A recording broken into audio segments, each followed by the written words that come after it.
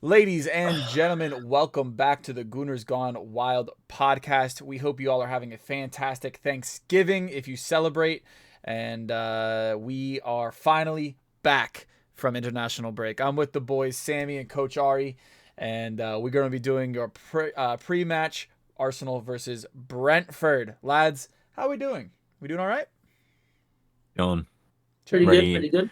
ready for the international break to be over, which it is, and ready for club footy to be back. Yeah, Absolutely. absolutely. I feel that. So we are playing against one of our pretty much infamous teams that have played against us. We remember the 2-0 that they beat us in the first day of the season back in 2021. Raya's debut, fun fact. And then, of course, the VAR screw job that cost us the league last year of the 1-1. Um, Uh, so we'll just dive right into it. So I know Ari's feeling pretty adamant about this VAR screw job. So, do you think it's gonna be we're kind of looking for blood this game, and we're gonna just kind of put them to the sword and be like, okay, you want a 1-1? Nah, we're gonna f you up, do a 5-0, um, or do you think it's gonna be a little bit more lethargic? I think it'll be a difficult game. I think they have quality players. I think they definitely have players who can hurt us on the counter. Um, I know they have Wissa. They have what's his name? There's another forward or a midfielder. That's very And fast and strong. Buemo is killing And it right And now. Bournemouth, Bimbo. yeah, and Yeah. Bournemouth's been killing it. Yeah, so I don't think it'll be a joke of a game. Um, they have some dangerous attackers. They're fast, they're strong, and they've been playing a lot better footy from the games that I've watched. Uh, so I mean, I think we're lucky that Ivan Tony is out because that would be something to worry about. But I think it'll be a tough game as well because it's away. So I don't think we can count too much on our boys um, getting the job done 100%. But we could hope for it. So, Hmm. For sure. what Sammy, about you? how you feeling? Me, I'm a bit nervous. I think Brentford plays really good ball, and I think Norgard is back from injury as well in their midfield. And um, yeah, I mean they're doing extremely well, even for Ivan Tony not being in the team at all until I think January he's back, right? Mm-hmm. Um, but yeah, I mean they've been holding their own, and all their players have stepped up. And overall, I think it's going to be a good game, and I'm still pretty nervous and hope VAR doesn't screw up the whole game like it has the last Mm. 3 weeks, or well, since it was implemented. But what about you, VK? Yeah, no, I'm actually pretty confident. The reason why I am confident is I think we've seen a lot of high class performances from our boys that went on international break. We saw Martinelli bag his first goal for Brazil this international break. I think we're gonna have a cool, calm, collected, recharged squad. I know Bukayo Saka didn't play. I know or didn't go to the England squad. I know Odegaard stayed back as well, so we're gonna have those two fully rested. Which, if I know anything about Saka, he's always hungry to get on the score sheet. So I think Bukayo is going to be looking for one this week, and I think Odegaard's also going to be pretty hungry. Odegaard's not typically a player who we miss out on injury, so I think this might kind of affect his mentality a little bit, and I think he will be a little bit more clinical and a little bit more hungry than he normally is. And Saliba, man, he's been killing it for France. He made it, I believe, his first couple of France appearances this week. I don't know if it was his first, but one of his firsts, and he played incredibly. Um, and I don't know. I'm pretty confident. We're gonna see the return of Aaron Ramsdale. That's the only part that makes me a little nervous. Not saying that Ramsdale is not a world class keeper, but he's gonna be rusty. He hasn't had much playing time. So that's the only part of me that is a little bit nervous. But let's kind of segue into that. How do you guys think Ramsdale's gonna do this weekend? Ari? Um, I think if he distributes the way he did when he first started at the club, I think he'll do fine. Shot stopping wise, I think he's a little bit worse than Raya in that manner. But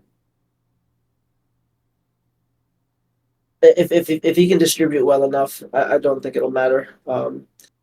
I doubt I doubt that'll even if he has a very good performance, I doubt that'll solidify his place for Arteta.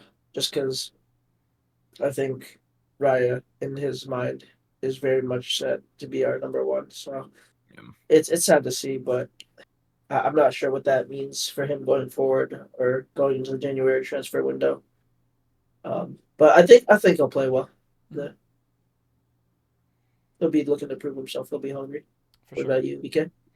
Yeah, no, I think, like I said, I think he's gonna be a little bit rusty.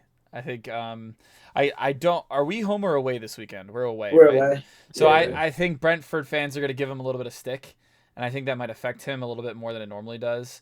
I just hope that the Arsenal away faithful fans show him some love and let those nerves settle down. No matter how good of a player you are, if you're out of the team for an extended period and you get thrown into it in the deep end, this is kind of getting thrown into it in the deep end. It is going to be your first Premier League start in a long time. Um, it could get a little nervy. The only thing that I think this message is going to be sent if Ramsdale comes in for Raya and then the next game we see Raya come back in, 100% Raya is the number one now. That there's no more questions that can be asked, and that is just the message loud and clear from Arteta. But Raya's number one fan, Sammy. How about you? I mean, yeah. I mean, the only reason he can't play this game is because it's against his home club, or else we would easily see him in the starting lineup. And I'm not saying like that's my personal preference. Like, obviously it is, but regardless, like Ramsdale should also be given a chance. But the only reason we're actually seeing Ramsdale is because Arteta actually has like no other choice. Um, Carl Hein. yeah. Where's my boy Carl Well, Hein? yeah. I You think even. Arteta. Yeah. I mean, Harris. I mean, unless Havertz just learned a new position. Like he's left back. Havertz at So left like, back. I mean, like Havertz a goal maybe. No, I don't think Arteta would disrespect Ramsdale that much. And if he did, that'd just be absolutely appalling.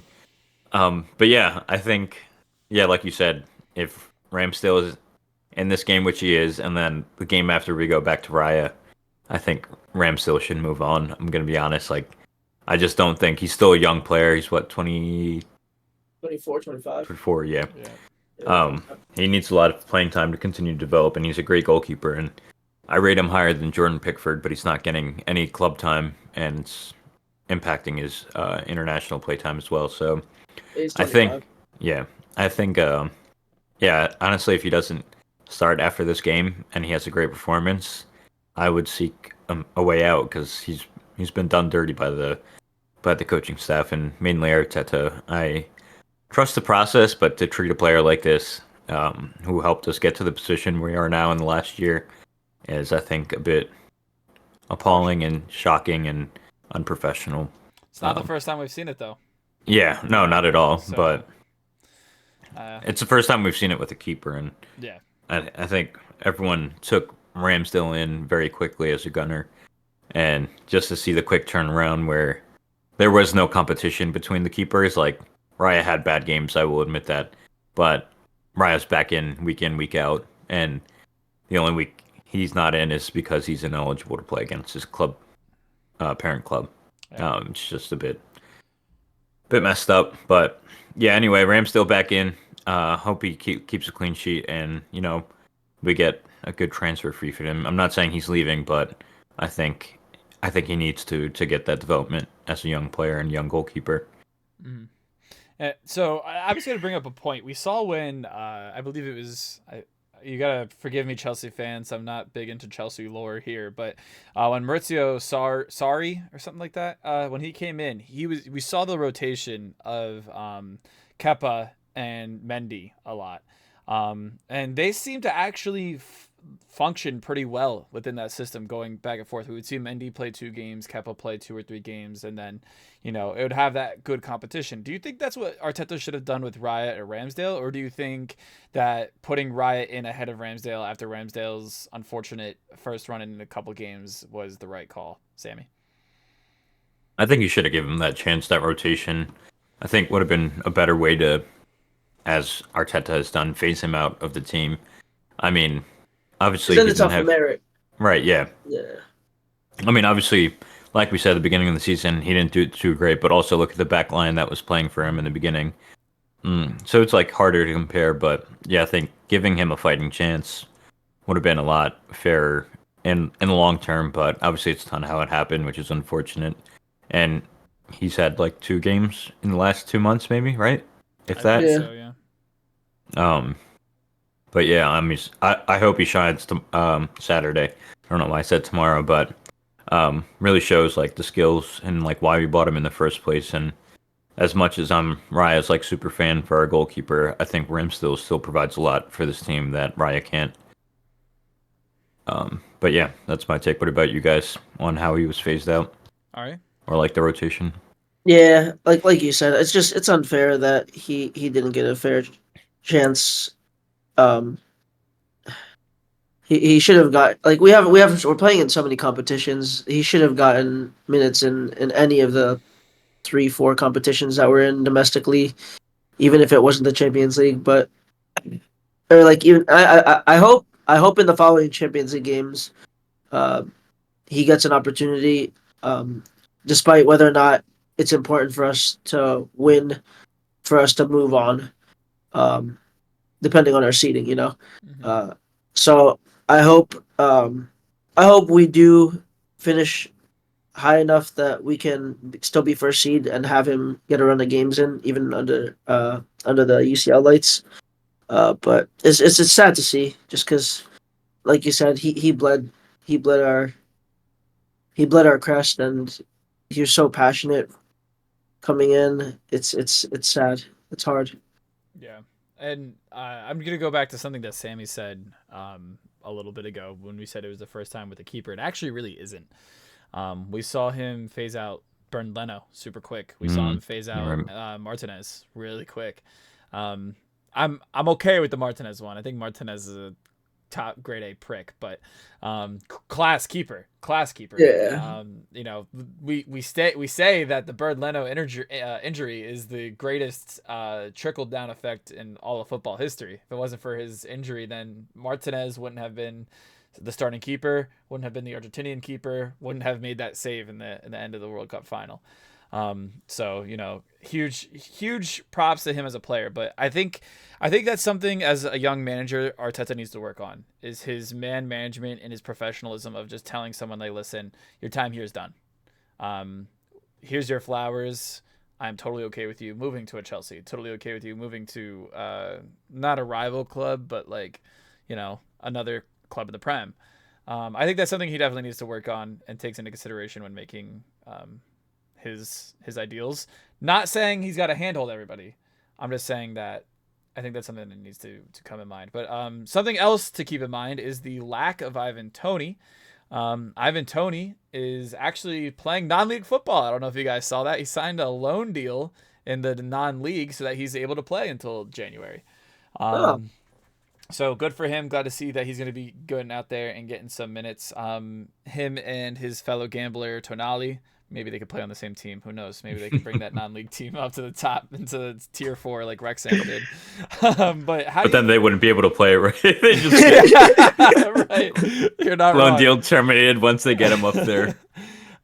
So how do you? You know, I'm not even gonna say how do you think because it's been proven. How do you think Brentford stand in the facts that they're proving without Tony, they're still a force to be reckoned with the likes of Embuemo, Norgard, like you guys said.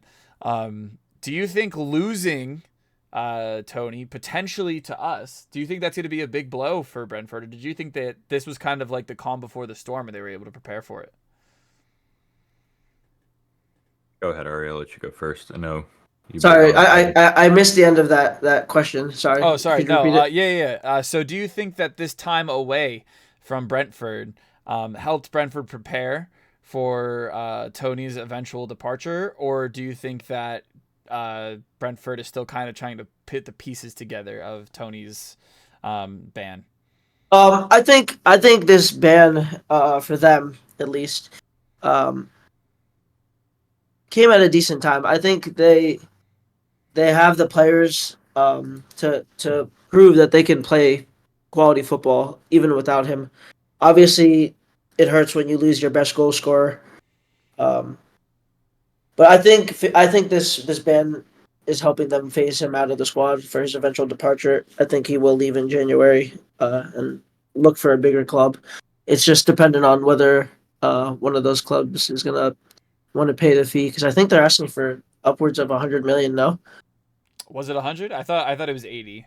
it was somewhere between like 70 and like Yeah. 100. So I know Right. they're asking for a big All right, fee for so him. follow up question: do you think that fee's worth it, especially being out of football for 8 months? It's I, it's hard to say because I think that strikers, it's they have the innate sense of goal scoring, right? Like all of your best strikers have that hunger in them and that desire to get on the end of every ball and to strike home. So I think he has that in him, and we could see that unlocked even further, potentially in a side like ours. But I don't think this time away from professional footy inhibits that at all. I think he's still capable of scoring 20 25 plus goals a season in a side like ours, one that is so dominant and has creates so many opportunities. So I think that he I don't think this will hurt him at all in terms of getting a big move to where he'd like to play. Mm-hmm. For sure. I don't know if it's $100 million worth though. I I mean, don't it's know. I not don't know that. either. I mean, the market's definitely inflated, but I mean, look how much we paid for Kai Havertz. But I mean, yeah, I agree. But also, I don't know if you guys saw at the international break, Gabriel Jesus said he's not a goal scoring type of player. He's like more of that false nine. And that's great, but we actually do need a goal scorer. That'd be great. That'd be Yeah. even better. And he does create a lot, which is great, but we do need Yeah. someone clinical. And 100 mils a lot to justify. But after hearing Gabby say that, like, this man is lacking self confidence to the point where you're Brazil starting uh, striker, and you're like, yeah, I'm not great at scoring goals. It's not That's a really. really good point to say, is that you are quite literally Brazil's best striker at the moment. So why Yeah. are you saying this? Yeah. And he's like, yeah, I'm not great at scoring goals. And like, that's great. You can be a false nine, but who's going to score the goals? Like, Vinny's out. Rodrigo's like inconsistent with Brazil, but yeah, Martinelli. someone, Martinelli, someone needs to score him, and you're wearing the number 9, so. Yeah, I But was yeah, saying just all I'm Chicken saying. Boy, Richarlison. Yeah. Yeah, right. Yeah, you should. Never mind. Yeah. So I don't know. Him saying that kind of does justify us bringing in another striker. Oh, And it's not even like Gabby's bad, but we do need someone clinical, and it's like if Odegaard gets to that level of Ozil where he almost broke that assist record, but right now it's like he's playing with the Brazilian Giroud that season, No. where he's just not bagging anything. Like our team can create.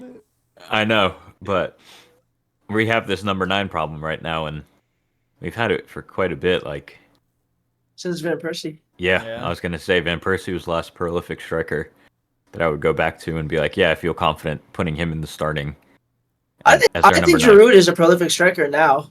Oh, It's Now. 100%. Yeah, Yeah, yeah. no, not Just when we need him there. not when we needed him, but I Yeah. think I'd classify him as that. And I mean, it does help that he's in a league that isn't as quite as fast paced or as physical as the Prem. So, but I mean, I don't know. He wasn't really. I was looking at his stats. I think he wasn't really doing it that big at Chelsea. Mm-mm. Even when he moved away from us, he did score some important goals for them. Like, don't get me wrong, but I I I think the majority of his goals that he's scoring now are obviously in Serie A, so it's not quite as. I'm not gonna say it's not quite as difficult, but Farmers League. No, I'm kidding. I'm kidding. That's the French league, dude. yeah, I'm looking. It's 100 million they're asking for him. Oh wow. Yeah, I'm not. So all right, and then another counterpoint to that: would you take Vlahovic over Tony? I'm gonna say my answer right now. Hell no. Fuck that guy. No. I think his boat sailed for me. I think I think Yeah. for us wanting him when we did want him and he went straight to Juve, it's not in the cards for me. Yeah, he can enjoy his 10 appearances. Yeah, 10 matches played, 4 goals, 1 assist. I'm good, bro. That's- I'd rather have our number 9 just I create ain't gonna chances lie and though, miss. that is still kind of decent stats though. Only 10 appearances. 5 goal. That's a point five. Never mind. I'm gonna stop talking because that sounded better in my head than it was when I was what I was saying out loud. But okay, so definitely Tony over Vlahovic. So who do you think is going to actually? Let's touch on the Kai Havertz thing real quick. Kai Havertz for left back, Germany. Crazy mixed results. Scored for Germany 5 minutes in, and then 3 minutes later conceded a penalty. So you're on the edge of both sides there. But do we think Kai Havertz is found a new position? Do you think that's going to be a typical thing? It poses the continuous question that we all wonder, and is this player good or is he shit? Is he a professional?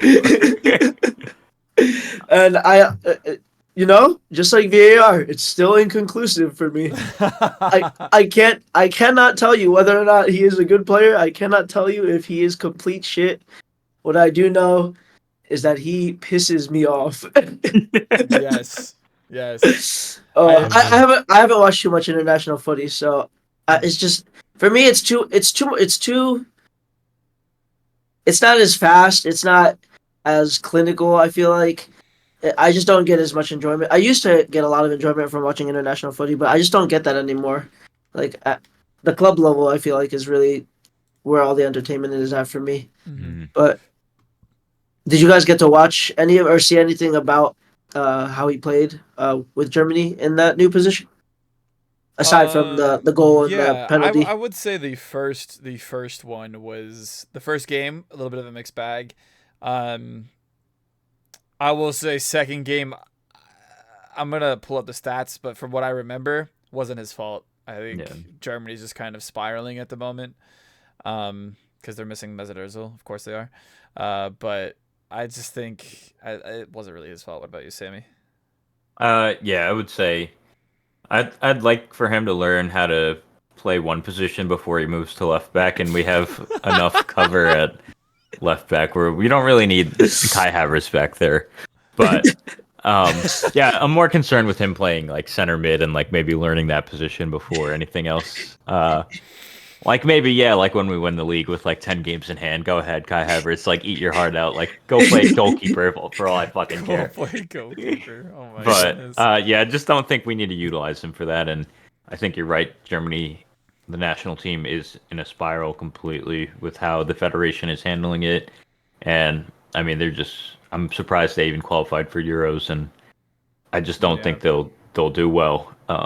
They just don't have that system that they had last couple of years, and a lot of older players retiring, and this current generation is so talented, but like they don't play like a cohesive unit, I would say. And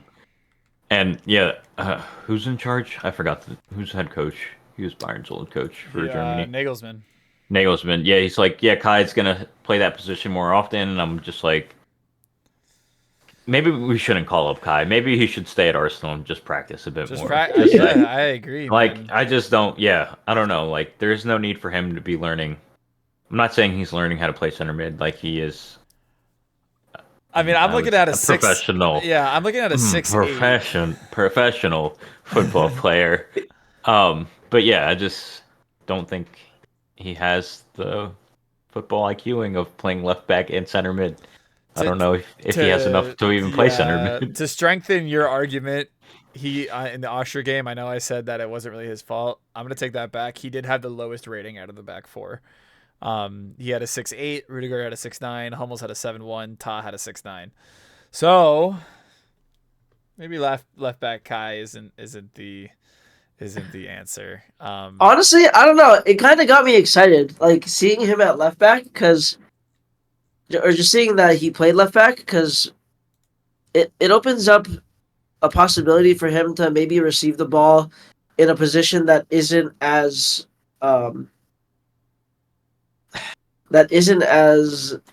pressurizing for him, I guess. I don't know. He's right next to the keeper. It's even more scary. I guess, yeah. Well, I mean, the way we play with the inverted fullback coming into midfield, I think he could maybe play in a space with more time and play deeper. So I don't know. It's a potential like opportunity maybe for him, to to the way Zinchenko like cycles. It's just Yeah, I don't know true. if he has. I don't know if he has that penetrating uh passing range that Zinchenko has to be able to play as a deep lying playmaker. But I don't know. It kind of got me excited to see that he could potentially play left back because I don't like him anywhere else on the pitch. Fair. I I just So don't wanna. like him on the pitch. I just. I just want to correct myself, and this actually is horrible. It wasn't 3 minutes later. It was he scored in the 5th minute, but then he actually gave up the game losing pen in the 71st minute. So that's what it was. So I okay. apologize about that. But still, I mean, losing or conceding the game losing pen is kind of crazy. But so yeah, like you guys said, it could be a breath of fresh air, or it could just be a complete and absolute flop, as he's kind of proving out to be at the moment. I don't know, it's tough. But let's get into our predicted 11 here at Brentford. The kickoff is Saturday at 12:30. There is talks of a Gooners Gone Wild watch along. So if you guys are interested in that, make sure to check out the channel, subscribe, make sure the notification bell is on so that you get those notifications. Let's talk about our predicted 11. Sammy, I'm gonna let you go first. Obviously, Right. we're all saying Ramsdale in goal, so so go ahead. Raya in goal. Whoa, breaking We the get rules. points. No, I'm kidding. Yeah, Ramsdale. I'd like to see Tommy get a start in left back. I know it's not his preferred, but Tommy with Saliba and Gabriel and Ben White back four, double pivot. Uh, Damn, this is hard. I mean, Rice obviously is like a shoe in all the time. I guess Kai Havertz. I don't know. Like I think Partey's still out injured, right? And we're thinking about Yeah, getting yeah. Yeah. So I guess Kai O back in his 10, and then Martinelli, Jesus, and Saka front three. I think we need a strong lineup. I mean, we struggled against Brentford in the Carabao Cup in the third round or fourth round, with basically a 1-0 victory from Reece Nelson scoring. But I mean, we were struggling against them in that, and we definitely needed 3 points here. It's a close table, so Jesus that's is my. guaranteed back. I mean, he's played for Brazil. I think close to 90 minutes, so I Oh, think okay. I think he'll be back 100%. mm. Yeah. What about You you, think he VK? slots? Oh, sorry. I was Oh, gonna go ahead. say. No, no. I was gonna say you think he slots right back in over Trossard. No, I don't think. You don't think so? That's. I mean, I would love Trossard to start because that man can cook, and we saw that before we went on break.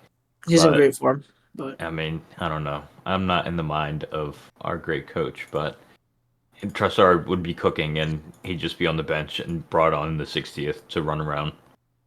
So I think Jesus starts, and hopefully he just gets a little bit of game time, and we get to rely on Trossard to really carry us again yeah. and see him flourish. What about you, VK? I'm just reading our injury news here. It does not look like Odegaard is going to be fit. Oh, It looks like he is finally kind of healed from his injury, but there has been very light training. So I don't know if Arteta's going to risk that. So I'm just putting that out there. Jesus is also questionable. Said that the Brazil boss went behind Arteta's back and started him. mm, Um, and then yeah, so I don't know. So my starting 11, I'm gonna go Zinni left back, Saliba, Gabriel center back, right back. I'm gonna put Tomiyasu. I think Ben White is just still feeling a little uncomfortable. So I think just to, if we have the depth, let's use it. I'm gonna put Tomiyasu right back. Declan Rice, of course. I think right now he's the first name on the team sheet. Declan Rice, Havertz, and Jorginho, I think, is going to be the midfield pivot. Although Jorginho is also a little bit of a risk, but it just seemed like his injury is more not like muscle related. It seemed like he got studded and he had to get some stitches. So hopefully he's all good. So I'm going to say Jorginho, and then I'm going to kind of. I'm gonna go with Trossard on the left, Martinelli down the middle, Saka on the right. That's my predicted. I think that's what we're gonna see. That's what I would like to see. But how about you, Ari? Uh, yeah. I guess we'll go. Well, he has no choice. So Ramsdale in the goal. Um, yeah, I think it'll be. I think it is Ben White's out for sure. I thought I Not saw out for sure. Questionable. updates that he was coming back. Okay. Um. Uh, Zinni's been so good, but Tommy's also been phenomenal. So I don't know who I want to give left back. I'll go. I'll just start with Gabriel Saliba. Um. I think Ben White will come back. I think against their counterattack and the strength that they have offensively, I think we'll go with Tommy at left back. And then I think the pivot will be Jorginho, Rice. And then I saw Havertz was, or not Havertz, Odegaard was out with a concussion, actually. Concussion protocol. He was hit in the head So concussion with the ball in and training. and And the hip. hip. Yeah. Yeah, and the So hip. it seems like the concussion is healed. It's the hip that's still giving him some Yeah. issues. So Um, Odegaard, if he's back. If he's not, it'll be Havertz, I guess. Um, Although I would like to see Trossard maybe in that role. I think could be. that'd be nice. But Havertz, Martinelli, Trossard, Saka. I think we're going to be cautious with the Jesus injury just because um, he's coming off of back-to-back injuries. So I think he will get in. I just think it'll be a substitution maybe in the 60th, 70th minute, just to give him some time. But I think it'll be Martinelli, Trossard, Saka up top. All right. And while you got the mic, what's your score prediction? My score prediction, I want to say 2-1. I think Brentford are capable of scoring against us for sure.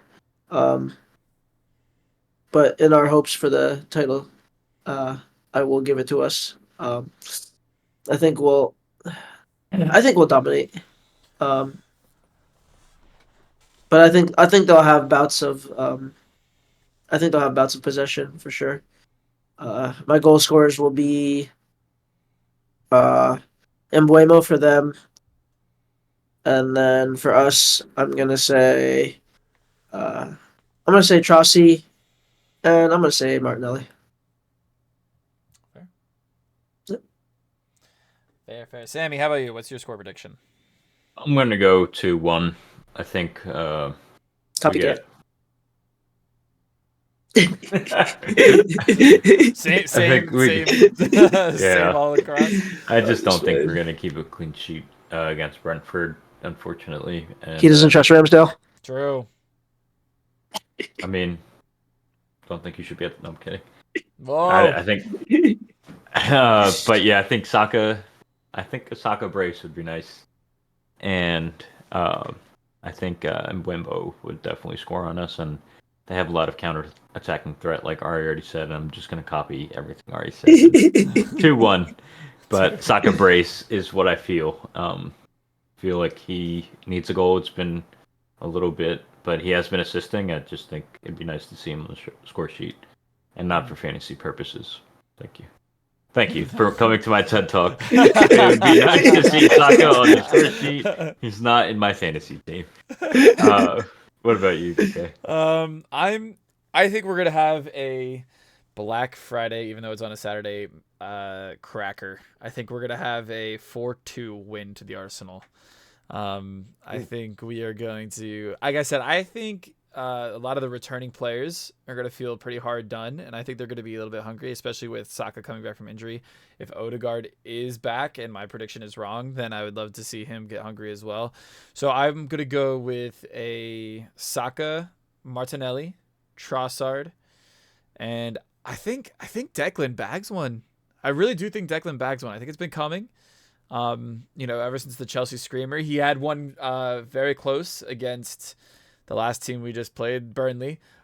He also had I don't know if you guys saw. He had a screamer internationally, but it got denied because of Kane offsides.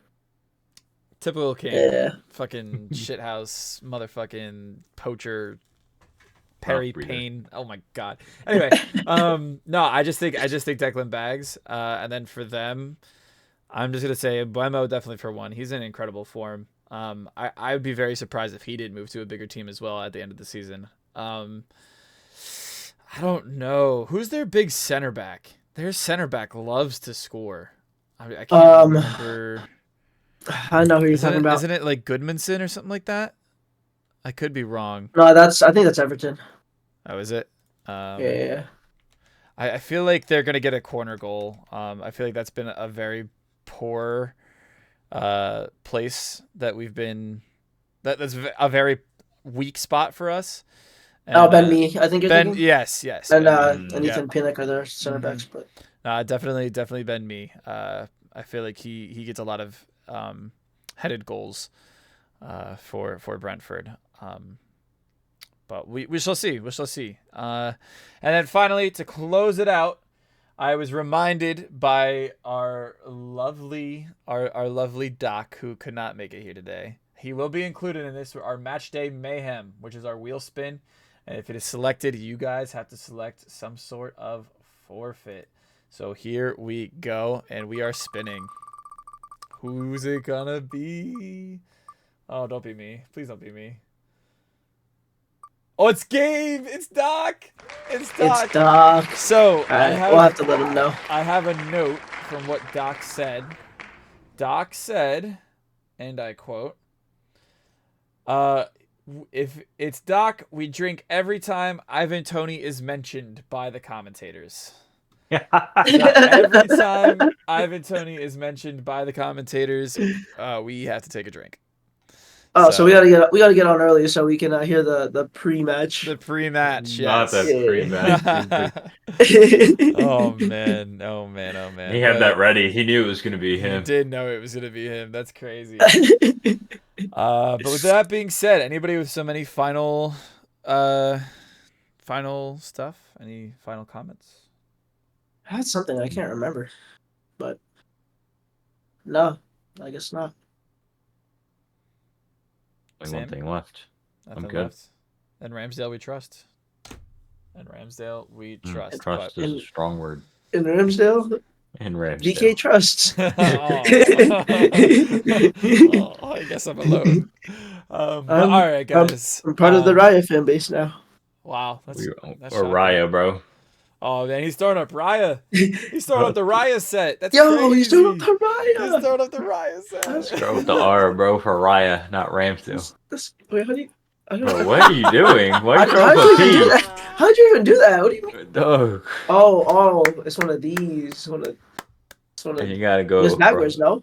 Isn't it this one? Yeah, it's up. Yeah, there you go, man. Are you happy? Yeah, you were doing it backwards, so that's why. Well, you literally made a P. You were like, Ramsdale, go. Yeah, I was trying to do the R with my two fingers here, and then that looks so bad. Like, sorry. Like, I'm not a finger engineer. My God. It could be. Whoa. I mean, OnlyFans.com/GoonersGoneWilder. Oh my God. But all right. With that being said, Gooners, enjoy your Thanksgiving. We are very thankful for all of you guys, for all the support you guys have shown us throughout our time. This is our first holiday with you guys as our fan base, so we love you guys. We're thankful for you, and just tell someone you love them today. I love you boys very much. I love you guys, and you too, Gabe, and you too, Doc. Forever and Docky. He's not. Why did I say it like that? Anyway, all right. As always, come on, you Gooners. Come on, you Come on, you. Jesus Christ.